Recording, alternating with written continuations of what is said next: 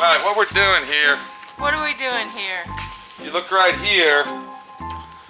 Okay, the owner of our car it's a complete total overhaul, redo, am I right, Minnie? Pretty much right. How's that sand coming over here? I see you got... It's slow going, but I just about got the... And we're actually on 7-day sand job so far, am I right? Yeah. And this is just to get the dirt off of it. This is just to get it for primer. Okay. The owner actually measured the measuring point on a Streetbeast car for your tail lights is where everything right here meets up in this corner. But you're supposed to measure down. What the owner did is he measured up. So if you look at that, the tail lights are just way too high. Way too high. So what we got to do is we got to re-fiberglass it up. Now what I did is I took some scrap fiberglass like I told you in the past to keep. Now this might not be from this car, but it's scrap. And I cut out 2 patterns and I fit them in there. Then what I did, I went ahead and taped them on the backside with some 2-inch tape. Now I got my 2-inch tape ready, because now what we need to do, we need to make some fiberglass gel. And I'm taking me some nice fiberglass mat here, and what I'm going to do, if you see what I'm doing, I'm just cutting little pieces, and I'm going to add resin to it with hardener, and that's going to make a fiberglass gel. And then I'll fill that in, and I'll take my tape and tape it up, and it'll look, and then when I peel the tape off, it'll be nice and flat, and it'll be minimal sanding. And Minnie's seen me do this before, am I right, Minnie? Yes, messy job. That's why I got my gloves on. Definitely want to wear gloves. You do not want that fiberglass to get on you. Good. So we got it all cut up in there. Watch out, you're making a mess there. Take our resin.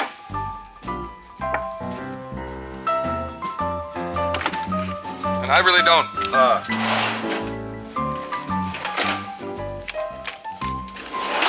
don't measure out how much resin and hardener that I use. I just go ahead and mix it to the way the weather is, and since it's pretty hot out here, I'm gonna go ahead and in colder weather you want to use more hardener than in hot weather.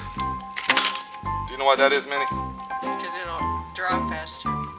The hotter it is, the faster it'll dry. The more harder you put in it, the faster it'll dry. Exactly.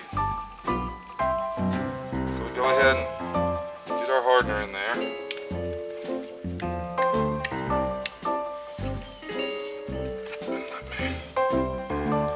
Now you can always tell when the resin is mixed proper because it actually changes colors, and if you look close you can see that the resin is turning to a different color. And this looks like it's going to be a brown. Now as you see, we got us a paste. You see that, Minnie? Okay, always wear your gloves when you're doing this. Okay, I got my brush. Throw a wet brush. We come over here. I got my tape already ready. So I'm going to take this, the glue, whatever you want to call it. I'm going to push it in there, see? See how I'm pushing it in there with my stick, Minnie? Move the cup out of the way, I can see better. See how I'm doing that? Yeah, you want to force it in there so you don't have no air pockets. But you want to be careful forcing it in because you don't want that piece to fall off the bottom. That's what you really don't want. So we're going to go ahead and... One more thing I did, if you look at that one while I'm doing this, I beveled all the edges around the hole that I'm filling in. You see that, Minnie? Yeah. And I'm sure there'll be people out there that will argue of doing it this way. This is the way I do it. Everybody has their own way of repairing stuff. I found this way to be the easiest. But you know how it is out there in the world, everybody, there's always somebody better. So what I do is I'm just putting this tape on it, just to flatten it out. And what it's doing, it's gonna hold it down in place for us. so it doesn't leak off or drip. Then we come over here, we do the same thing to this one. We're gonna push it in there just like I showed you. Just like you're kneading dough, see? Is that what you would do? I guess I've never needed dough. Knead. I always need money though. You know what kneading is? Oh, you're joking now, I see. You didn't think my joke was funny? Yeah, I thought it was. it's kind of like Yeah, a Texas joke. You have to live in Texas to understand what Minnie's talking about.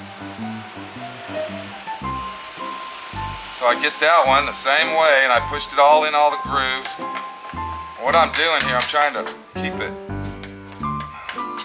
minimize your sand area. Well, we'll have to sand it off the gel coat, so there's no sense, you know, getting it all over the gel coat. And then I take my tape, and I like to leave it where there's a little bit of a hump on it, see? That way you know that you put enough on there and you'll sand it down a lot easier. Am I right? Yeah. It'll sand down to a smoother finish. And then we don't need this, so that's good. This here, we're gonna throw it away. So there you go. What I'm gonna do next is I'm gonna let that dry for approximately 15, 25, 35 minutes. Then I'm gonna come back, I'm gonna sand it down with my grinder, then I'm gonna DA it down. We're gonna go ahead and fill it in with a little bit of Bondo and Evercoat right here, just to feather everything out. And you'll never even know That there was a hole. that there were holes there. And I noticed that Minnie has done a lot of sanding on this. Am I right, Minnie? Oh my God, yes. A lot. Matter of fact, I've already jumped in and I'm helping you out.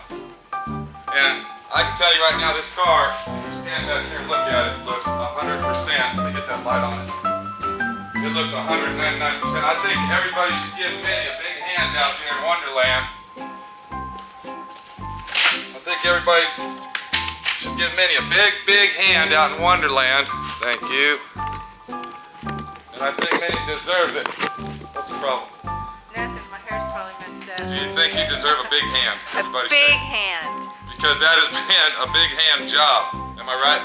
Yes, my fingers What's are the- almost worn down Look at that. almost worn down to bleeding. Your hands, you've been sanding on that for so long. Let me see your hands. Your hands almost look like guys' hands. Sorry.